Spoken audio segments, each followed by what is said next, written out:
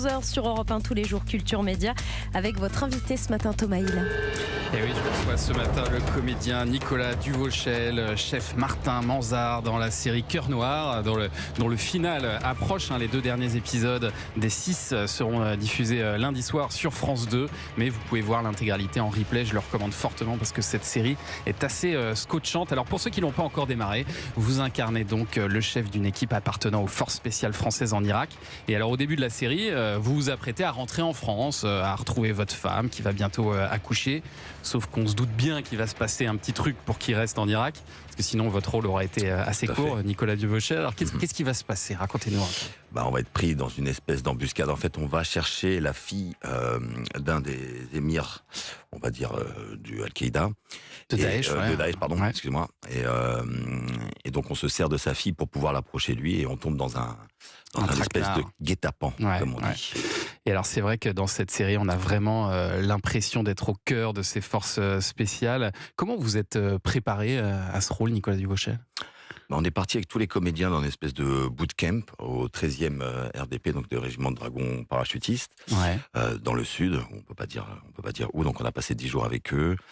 Et on mangeait comme eux, on dormait tous ensemble, donc c'était vraiment comme des militaires. Et puis on a fait beaucoup d'exercices de tir, de maniement d'armes, de comment entrer dans une pièce avec les armes, comment évoluer dehors avec les armes. Et c'était donc vous avez vraiment appris le maniement des armes?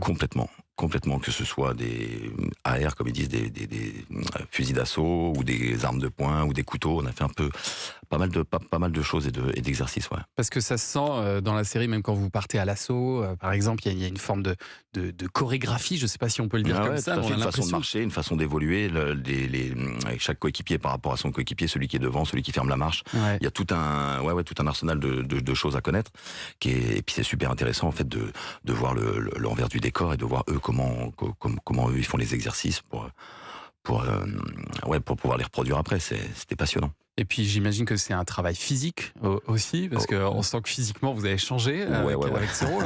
C'est vrai qu'il y a beaucoup de boulot.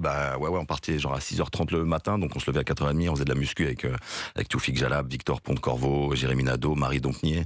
Même les filles étaient là, donc on était tous ensemble à la salle le matin dès 5h jusqu'à 6h, après le petit-déj, après on partait. C'était le soir, on veillait pas trop. Et alors comment vous avez été accueillis par les forces spéciales? On vous regardait pas de travers? Non, aucunement. En fait, après, ils ont toujours un peu d'appréhension de savoir comment nous on va reproduire la chose. Donc c'est vrai qu'on avait très à cœur que ce soit le plus ressemblant et le plus authentique possible. Et ils nous ont été tellement sympas et tellement. Et puis c'est un engagement quand même d'être militaire, surtout dans les forces spéciales. C'est quand même c'est quelque chose de très fort. On fait pas ça en dilettante comme ça. Et c'est vraiment un engagement très fort. Donc c'est surtout ça aussi qu'on voulait sentir pour pouvoir le redonner à l'écran. Mais non, ils ont accueilli à bras ouverts et c'était vraiment passionnant, et puis on les remercie encore. Et on avait un ancien des forces spéciales qui s'appelle Redouane Loazizi qui était avec nous et qui était un peu notre référent, donc qui était là quand il y avait quelque chose qui ne m'avait pas, il nous corriger ou des choses comme ça. Donc on avait vraiment à cœur de reproduire le plus fidèlement possible leur façon de faire. Et c'est le cas dans la série, parce que vraiment on est plongé dans un réalisme total, en tout cas c'est l'impression que ça donne. Et ce qui est intéressant aussi, c'est un des aspects intéressants de cette série Cœur Noir, c'est qu'on réalise ce qui est un peu leur vie quotidienne aussi. La difficulté par exemple à vivre en couple, à avoir des enfants. J'imagine que ça vous a marqué, ça aussi, en les regardant vivre. Tout à fait, puis on a pu échanger avec des femmes de gens des forces spéciales. C'était super intéressant de voir aussi le décor, parce qu'elles font partie quand même aussi de tout leur engagement aussi, parce qu'elles sont, on va dire, derrière les lignes. Donc elles les attendent, et de savoir quand eux ils partent 6 mois, 9 mois, ils savent pas où, parce qu'ils n'ont pas le droit de dire où ils partent. Donc d'être dans l'attente, ils savent pas quand ils vont avoir un coup de fil. Donc tout ça, c'était vachement intéressant de pouvoir de parler avec elles et d'avoir leur ressenti, comment elles vivaient ça. Et c'est pas facile pour elles non plus, quoi. Alors les femmes qui attendent, mais alors aussi dans cette série, il y a les femmes dans la série, les femmes qui sont militaires. Ça aussi, vous en avez vu? Oui. Ça aussi, ça a dû changer votre vision peut-être de l'armée, je sais pas. Non, mais c'est vrai qu'avant il y en avait très peu, et là ça commence à en avoir de plus en plus. Bon, il n'y en a pas beaucoup dans les forces spéciales non plus, mais nous moi j'en ai vu 2.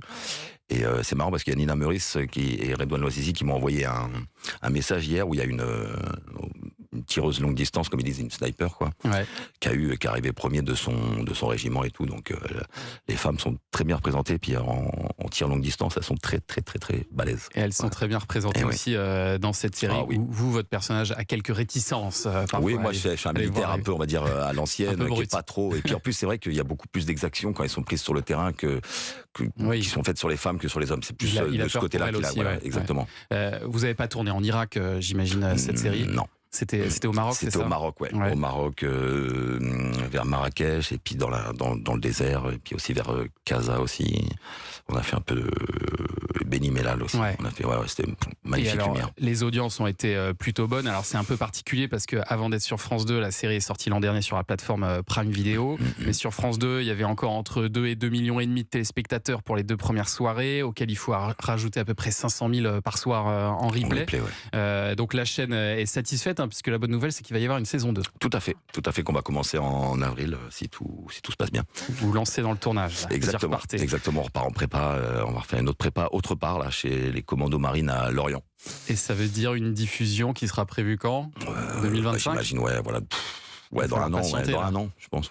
Ça veut dire que les missions seront différentes vu que vous vous préparez dans un autre régiment avec un autre corps de l'armée. Ça veut dire qu'il va se passer des choses bien différentes. Je peux pas tout dire, mais oui, c'est un peu ça.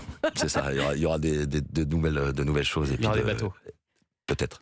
Il y aura de l'eau. Sûrement. Et en tout cas, en attendant, allez voir les premiers épisodes de la série Cœur Noir sur la plateforme France.tv. Et puis les 2 derniers seront diffusés sur France 2 à 21h lundi.